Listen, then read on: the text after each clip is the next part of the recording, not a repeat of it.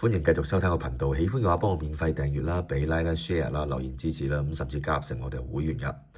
會員有兩個部分，第一個部分就係 YouTube 嘅會員，可以喺 YouTube 裏邊撳加入喺網頁版啦，咁就撳加入咧就可以每個月10蚊咧就支持呢個頻道嘅發展，即係喺 YouTube 方面。咁另外咧就網頁已經整好咗啦，咁就歡迎更多嘅朋友加入啦。網頁咧係一次性加入會員咧係100蚊嘅，咁當你加入咗網頁嘅會員咧，就可以喺討論區度留言啦。咁遲啲下一步，當個會員嘅人數成熟之後咧，就會開放俾會員自由嘅買賣嘅一個嘅區域㗎啦。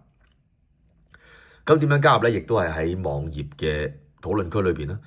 咁撳發表文章咧，自然就會叫你登入㗎啦。咁就點樣登入咧？就係填咗你資料啦，然後將你嘅資料send 到咗之後咧，我就會發翻一段嘅email 俾你㗎啦，咁啊同你核實翻身份各方面，咁啊入100蚊俾呢個網頁咧，咁就會加入成我哋會員㗎啦。咁亦都再講多次啦，呢100蚊咧純粹係對 Terry Sir 嘅支持嚟嘅啫，冇咩特別咩會員 coupon 啊、優惠啊，保證你加入咗之後咧得到嘅益處絕對咩多過100蚊冇嘅嚇，你得到嘅益處咧絕對係可能係冇添嘅，咁因此要有心理準備先好加入啦。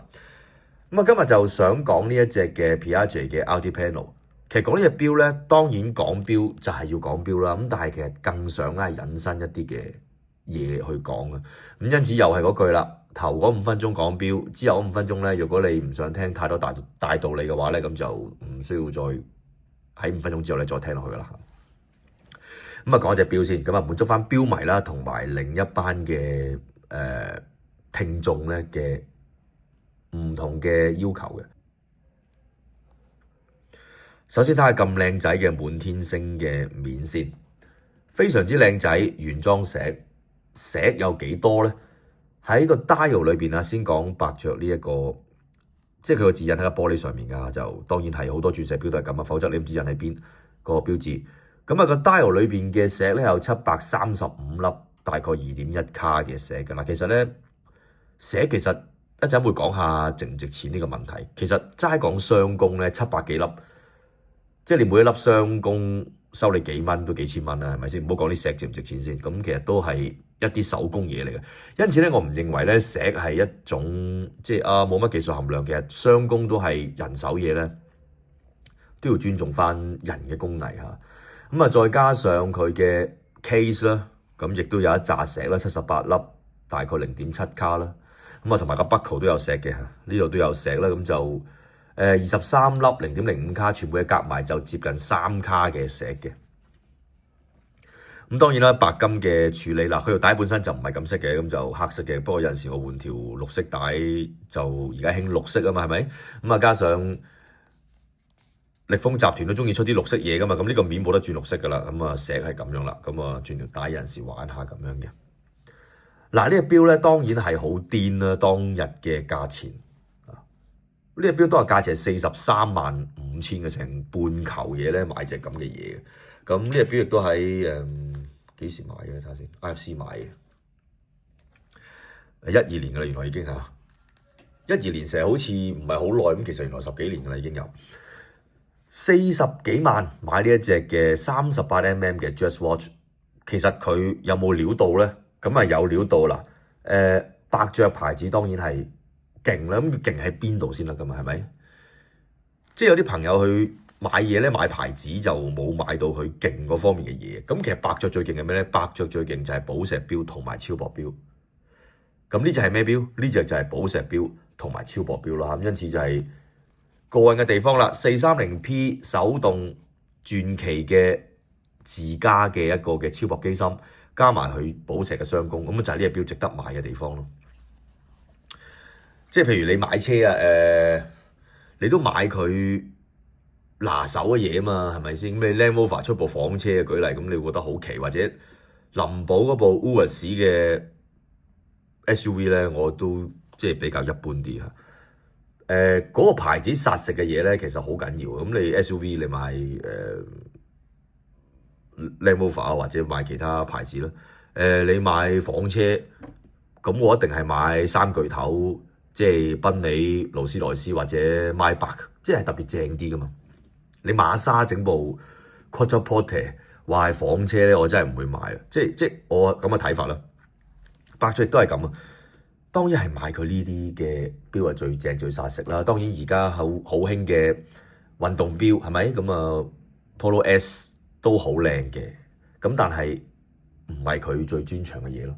嗱，咁呢隻錶白金啦，咁啊戴上手38mm，隻腳又唔長啦，好適合男女都無敵嘅。你男人戴下又得啊，有陣時個老婆去飲啊，去嗰啲咩姊妹唔知咩會啊。去 show 嘢嘅時候咧，即刻攞上手，即刻戴住，夠晒照嘅嚇，咁真係好閃嘅。咁呢錶咧，基本上要講嘅嘢咧，就大概就講完㗎啦。二手呢錶幾萬蚊嘅啫，買就買二手啦。新錶咧，即係唔值得用呢價錢買，亦都咧，我想講係咩咧？而家越嚟會越少呢啲二手錶，因為新錶亦都冇人會再買呢啲錶啦。其實今日咧就係下半場要講嘅嘢啦。呢啲錶咧喺10幾20年前咧，滿天星咧爆石咧，好多人好中意啦。而家滿天星有冇人買咧？有啊，就係只限於可以炒起嘅嗰啲錶。譬如你買 Low 嘅 Yachtmaster 滿天星啊，唔同嘅牌子出啲滿天星嗰啲 Date 啊。突然之間，我舉例，江詩丹頓3條2出隻滿天星啊，咁出好少啦，出100隻咁樣。咁啊炒得起就自然有人買。咁但係咧，其實想講嘅係咩咧？世界嘅改變咧好快。我認為好多嘅產業啦，好多嘅 luxury 啦，好多嘅被壟斷嘅嘢咧，被我國咧，我唔想用摧毀咗呢個字啊，因為咁樣有好似好負面，即係被我國嘅技術改進或者趕上咧，係令到啲行業係瞬間崩潰嘅。有啲乜嘢？先講同錶有關先啦，呢個係錶嘅頻道嚟噶嘛。同錶有關嘅嘢，第一，陀飛輪啦，喺20幾30年前，陀飛輪咧係好遙不可及嘅嘢嚟嘅。你喐啲咧靚啲嘅牌子都過百嘅，就算你嗰個牌子咧唔係咁靚咧，你冇20-30萬咧定價咧買唔到啊！嚇，好多人覺得哇神級嘅嘢嚟嘅。咁但係呢20幾年，自從俾我國做咗呢啲嘅平價陀飛輪之後咧，陀飛輪突然之間好似話已經唔係嘢咁樣。嗱，當然啦，好多牌子嘅陀飛輪繼續有人買啦，但係二手好多牌子嘅陀飛輪咧10零20萬已經買到，定價百幾萬嘅10零20萬都買到啦。打個多已經唔係咩勁嘢咁樣。第二係咩？鑽石啊，大家都好熟。鑽石而家已經係死晒啦，產業咁滯。咁當然鑽石都係煲出嚟㗎啦，當日嚇。即係如果大家有想了解鑽石嘅歷史咧，即係我識少少嘅啫，唔係識好多，但係咧都可以講少少。即係點樣被壟斷啊？點樣被亂噏出嚟啊？點樣被hold 住嚟賣啊咁樣，咁但係人造石一出現咗之後咧，天然石已經唔係嘢嚟嘅，即係而家你如果 hold 住好多石喺手咧，其實都幾大鑊。嗱，當然啦，有啲朋友話唔係啊，我用好多機器咧，好特別嘅機器先測到。嗱，而家進化得好勁啊，大陸嘅人造石，即係除咗肉眼分辨唔到之外咧，機器好多都分辨唔到，有啲機器本身話分辨到咧，而家都慢慢都分辨唔到噶啦。咁即係仲可以分辨到嘅機器已經好貴同好少咧。去到咁嘅時候，實有影響啦。咁啊，價錢大幅度咁樣崩潰，令到好多人咧，直情都唔想玩石呢一樣嘢。咁呢個錶咪被影響得好嚴重咯。呢啲錶20-30年前你買滿天星，覺得哇，我買粒石啊，即係喺戒指度啊，火數靚啲啊，clarity 好少少啊，白啲啊，唔知咩 D color 咩 color，其實都。不過我唔係做石啊，不過識少少，因為老婆買得多。都爭好遠啦，係咪？咁而家啲石都唔值錢嘅，你牛骨咁大粒都唔值錢嘅時候，你會唔會40幾萬買你錶？唔會，因此咧，新去買嘅嗰啲入場嘅玩家咧，消失咗好大批，令到你買呢啲嘅錶咧，其實越嚟越少嘅二手亦都嚇，因為冇人買新錶。咁呢個就係當然係對錶嘅影響啦嚇，石嘅錶啦，陀飛輪嘅錶咯，咁其實大陸嘅強勁咧，即係將嗰啲產業拉落嚟咧，就唔單止係呢啲嘅，即係最顯然易見係乜？當然係汽車啦，或者咁唔好叫汽車啦，而家冇氣噶嘛，電車啦，即係車輛啊。以前咧200-300匹馬力架車好 Q 快噶啦，去到10零年前咧400-500匹、500-600匹，簡直係黐筋嘅。即係當我買第一部600幾、700幾匹嘅車嘅時候咧，我都覺得好驚慌同埋好 power。人哋問你架車幾多匹咧？我頭講我架車700咯，咁即係覺得哇，好自豪成。而家咧唔使啦，而家咧馬力係 nothing 嚟㗎，喺內地嘅電動車裏邊係咪？即係砰砰聲快到好勁，你仲同佢糾纏已經冇乜特別意思㗎啦。價錢平你咁多幾十萬一部小米，砰砰聲咁樣，咁又係將個產業咧就將嗰啲本身曾經好珍而重之，哇覺得好勁嘅嘢咧，突然之間嘣一聲冇晒。鑽石如是啦，陀飛輪如是啦，車如是，仲有啲乜嘢？仲有好多嘢嚇都會講，佢哋叫卷啊嘛，喺大陸嚇，你同佢鬥卷咧，你唔夠佢卷嘅，因為咧嗱，我講多少少先，因為喺大陸做生意咁多年。佢哋唔係要賺錢㗎，即係當然大家明白㗎啦，即係搭雞棚啊、呃投資人啊、投資者啊，好多都係咁㗎啦，最後破咗產。大陸咧好少有牌子係可以做好耐嘅，通常咧曇花一現做2-3年，啜一聲又冇鬼咗個牌子嚇，同一班人又做第二啲牌子，即係真係做到耐嘅牌子咧，其實唔多，亦都係咧一做嘢咧就一窩蜂去做，好似10年前啊冇添啊，6-7年前大陸共享單車咁樣嚇，你做我又做，我做佢又做，全部瞓身去做，做到咧就一鑊熟晒，全部死晒嘅。好多行業都會係咁。嗱，其實而家錶咧，除咗陀飛輪啦嚇，陀飛輪大家可能比較少買啦，石嘅錶咯可能都比較少買之外咧，慢慢仲有啲乜嘢會俾佢捲死咗咧？即係隨住內地嘅，嗱我唔係帶咗個貶義去講嘅嚇，我係帶住一個客觀嘅角度去評論嘅啫。內地嘅有啲乜嘢繼續做出嚟，會令到錶嘅價值咧，俾佢玩咗嘅咧嚇，或者俾佢整死咗嘅咧。仲有一樣嘢就係咩咧？嗱，其實好危險啊！就係呢幾年咧，好多嘅錶嘅牌子啊，佢摒棄咗自己嘅技術層面啊，摒棄咗自己嘅工藝，摒棄咗自己嘅拿手嘅嘢，同汽車一鬼樣，去追求啲咩咧？追求一啲好無聊嘅嘢。嗱，我又用汽車同腕錶作為一個串連去講先，即係3件套汽車最重要，我認為咁當然係引擎、波箱、底盤啦。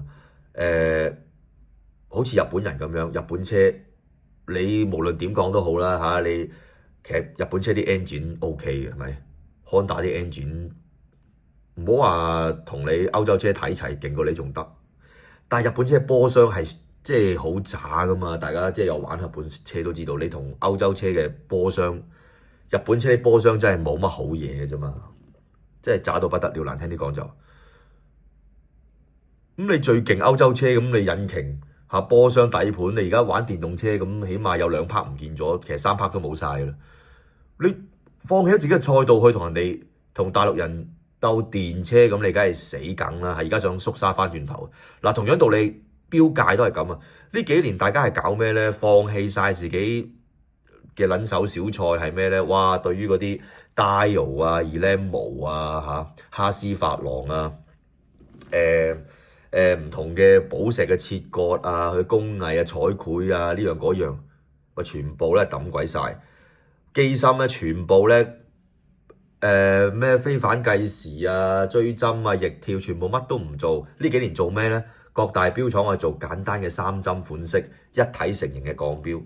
其實呢個咧係大陸最容易 copy 嘅一樣嘢嚟嘅。而家大陸嗰啲錶嗰啲錶帶咧，其實根本好多根本我懷疑都已經係大陸做嘅，一開始啊。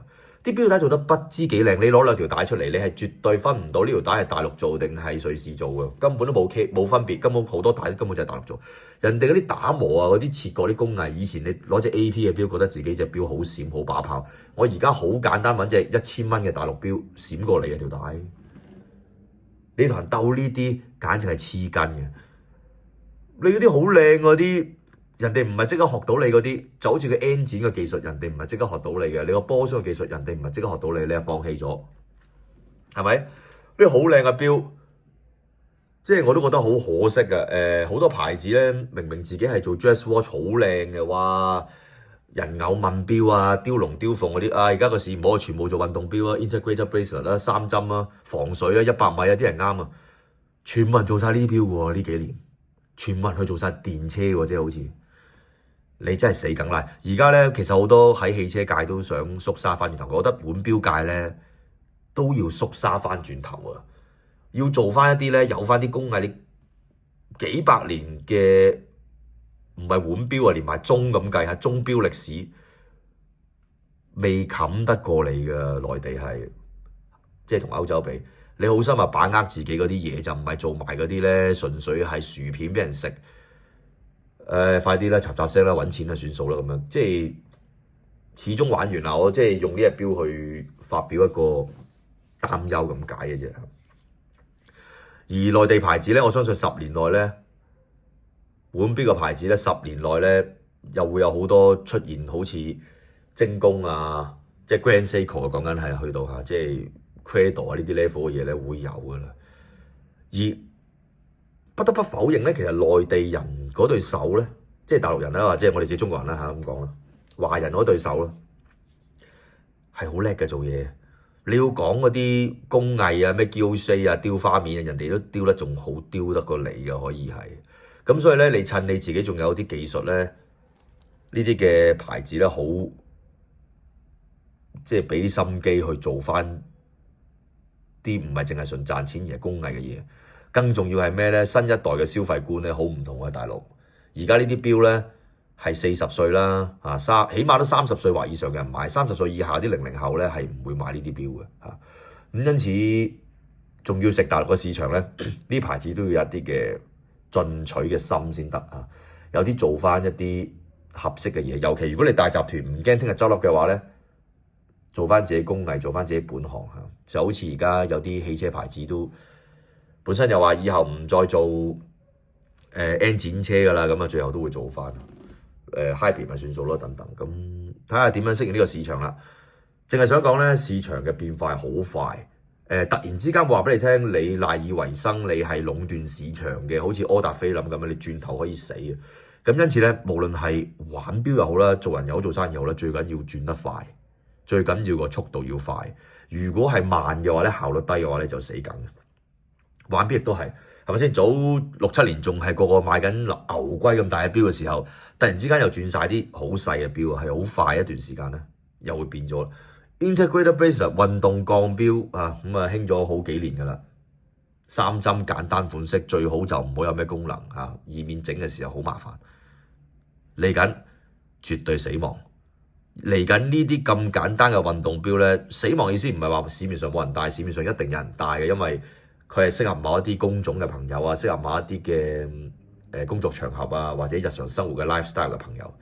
但係你仲要隻錶都咁樣整出嚟，無端端鋼錶賣20幾萬啊，好似 Mosa 嗰啲啊咁樣咧，即係冧晒，肯定好快就市面又多嚇又捲，大家又厭，加上你嗰條帶啊咩點樣靚啊點樣靚，真係好多錶都可以做得到噶啦。